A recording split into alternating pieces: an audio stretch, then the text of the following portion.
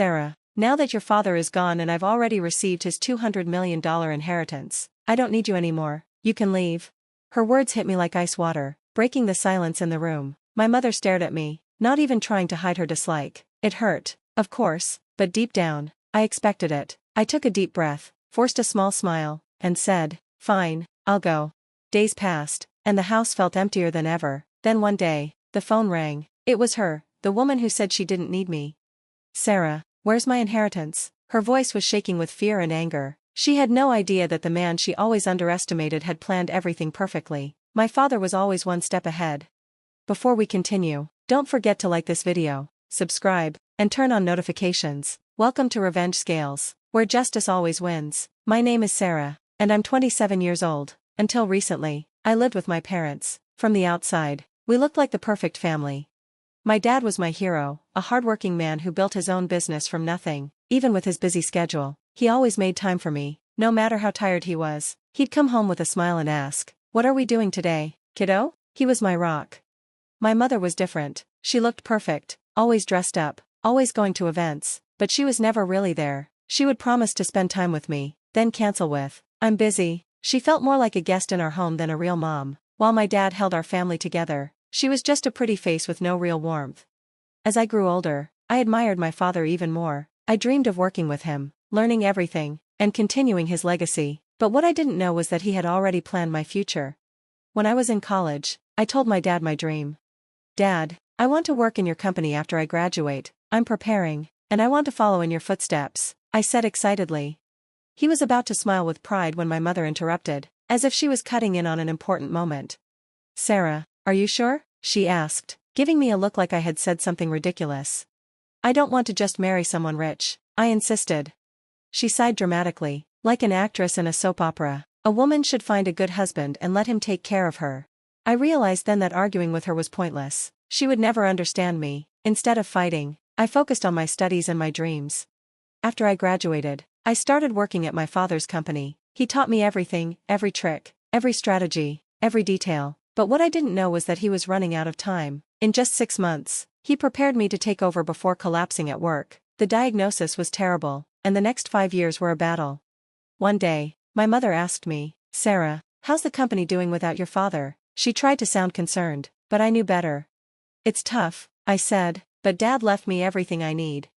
The way she looked at me, part disbelief, part anger, told me I had made the right choice. "Well, just don't ruin the company like they say second generations always do," my mother said, her voice full of doubt, as if she was waiting for me to fail. I stayed quiet. During my father's illness, arguing with her had become normal. Even when he was weak, he still visited the company sometimes. It was clear he still saw it as his life's work, even though he knew he had to step back. "These employees and this company mean everything to me, Sara," he told me one day, his voice trembling, "but it's time for me to let go." His words felt heavy, pressing down on my heart. "I don't know if I can be like you, Dad," I admitted, my throat tight, "but I promise I'll do my best to honor what you built." That day changed everything for me. My father didn't just leave me a company, he left me a dream, one he had created from nothing. After that, my days were long and exhausting. I handled the business while still visiting him in the hospital. It was my way of staying strong. My mother, on the other hand, did the bare minimum, dropping off clean clothes and sighing dramatically, as if each visit was a huge burden. I often wondered, did she really feel nothing for him? No gratitude? No love? Watching my father grow weaker while knowing all he had sacrificed broke my heart. Meanwhile, she only cared about little, meaningless things. He had given us everything, and she barely seemed to notice. For a year, I followed the same routine, working, visiting him, barely sleeping, and constantly worrying, until one day, he passed away in his sleep. Between funeral plans, hospital bills, and endless paperwork, I didn't even have time to grieve. As always, my mother left everything to me. She stayed in her perfect little world, untouched by responsibility. The day after the funeral, when I finally thought I could breathe, she walked up to me. "Sara, now that it's all over, you must feel relieved," she said, as if grief was just another chore on a checklist. I sighed, not surprised. This was exactly who she was. "Leave this house," she continued. "I just inherited $200 million from your father, so I don't need you anymore." She spoke without a hint of emotion, as if she had rehearsed those words. It stung, not because I didn't expect it, but because no daughter should ever hear something like that from her own mother. There was no point arguing. Did she really think money could replace family? That it could erase everything she had neglected? With 1,000 questions in my mind, I decided to leave. The next morning, I packed my things, sold what I didn't need, and left. My mother was shocked at how fast I moved, but she had no idea I had been planning this for months. More importantly, she didn't know about my secret. Then, my phone rang. "Come back to the house right now," my mother shouted, her voice full of panic and anger. "I'm working, Mom." "What's wrong?" I asked, keeping my voice calm.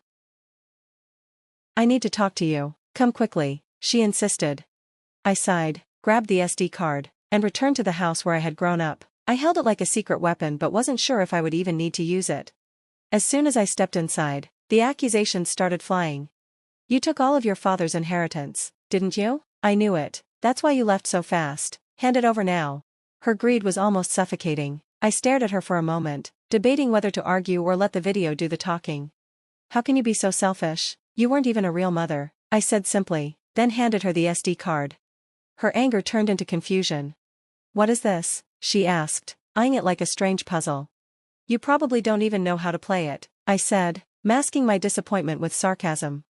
I pulled out my laptop, inserted the card, and played the video. The screen lit up, and there he was, my father, just as I remembered. My heart skipped a beat. I set the laptop on the table and walked out, leaving her alone to watch. As I paced down the hall, I wondered, would his words change anything? She had never questioned my father before, but maybe now, maybe this time? When I returned, she was crying, real, uncontrollable tears. I was shocked. I never thought I'd see her like this. A part of me wanted to know what my father had said, but something held me back. Maybe I wasn't ready to hear it. "Mom, are you okay?" I asked, my voice softer than I expected. She wiped her face with trembling hands.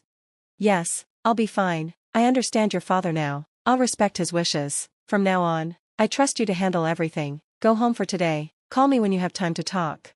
I nodded, realizing she needed space. As I walked away, her words echoed in my mind. How had my father managed to reach her, even after he was gone? Days passed, and she never called. Almost a month later, her silence started to worry me. During my lunch break, I decided to check on her. I knocked, but no one answered. The house was empty. That night, I returned and was relieved to see the lights on. "Sorry for dropping by unannounced. I came earlier, but you weren't home." I was worried, I told her. "Sorry, I was at my part-time job," she said casually. "A part-time job?" I repeated, stunned. I had always known my mother as someone who despised working. She acted like she was allergic to it. Seeing her change so suddenly left me speechless.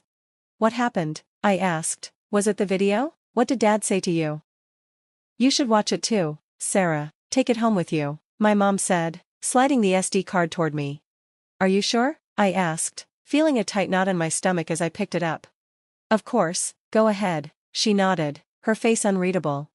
Back at my office, I hesitated before inserting the card into my computer. As the video began, my father's familiar face filled the screen. "My dear, if you're watching this, it means you couldn't reach Sara," he said in his calm, thoughtful voice. "First of all, thank you for helping me raise her. Without you, I couldn't have managed the business while taking care of her."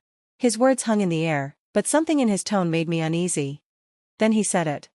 "You took care of Sara, even though she wasn't your daughter, and for that, I am forever grateful." Everything stopped. What did he mean? I'm not her daughter? Shock hit me like a lightning bolt. My father kept talking, unaware of the storm he had just unleashed in my mind. "You've stood by my side for years, sacrificing your own dreams. I allowed you to live in luxury, but now that I'm gone, I worry about what will happen to you."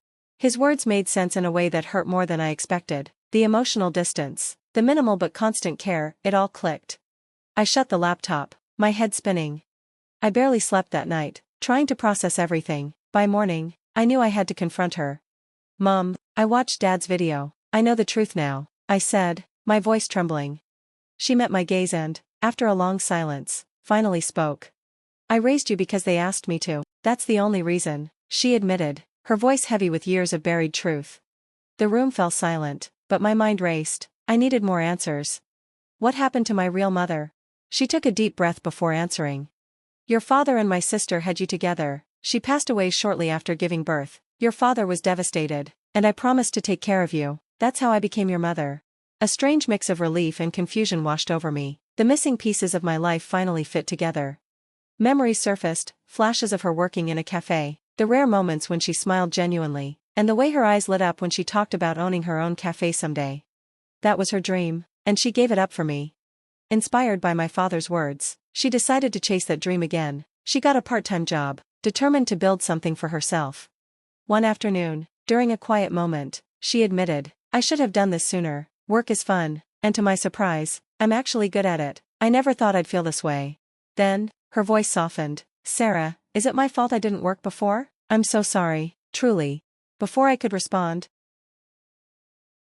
she continued, "No, it wasn't your fault. I made that decision for myself, but the truth is, I was never good with children. I did what I could, but I failed to be the mother you needed." Her words caught me off guard. For the first time, we were having an honest conversation, no barriers, no resentment. Something had changed between us.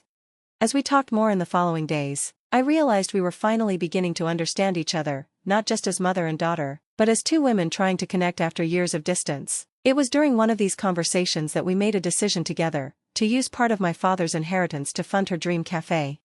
Since she started working, my mom had changed. She was humbler, more reflective. When we discussed financing the cafe, she hesitated, a stark contrast to the woman who once kicked me out without a second thought.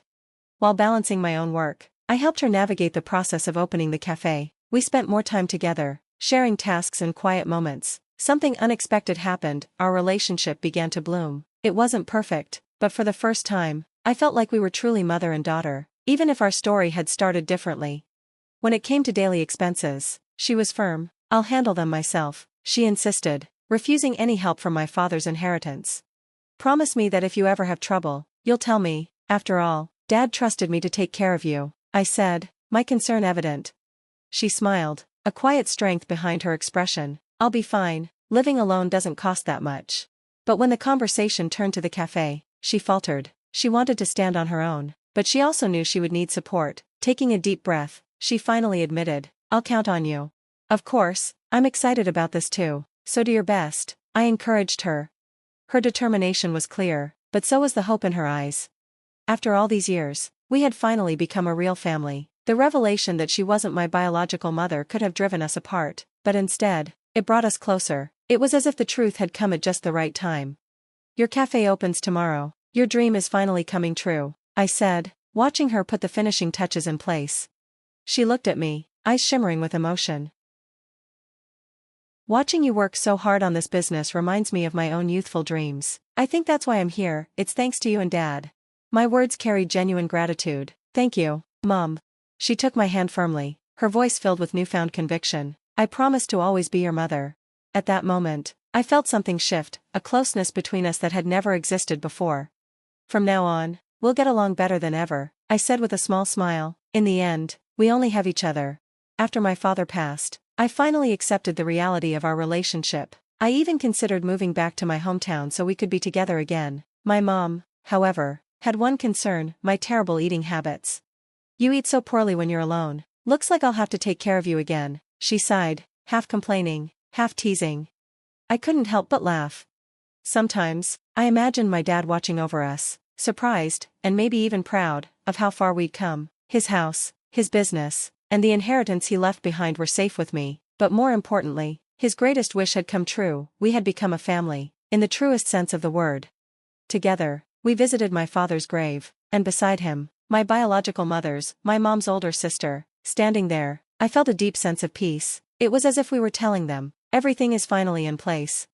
After completing the adoption process, I was officially registered as my mother's daughter, but more than just a legal document. It was the confirmation of a bond that went beyond blood, one built on years of sacrifice, misunderstandings, and, ultimately, love.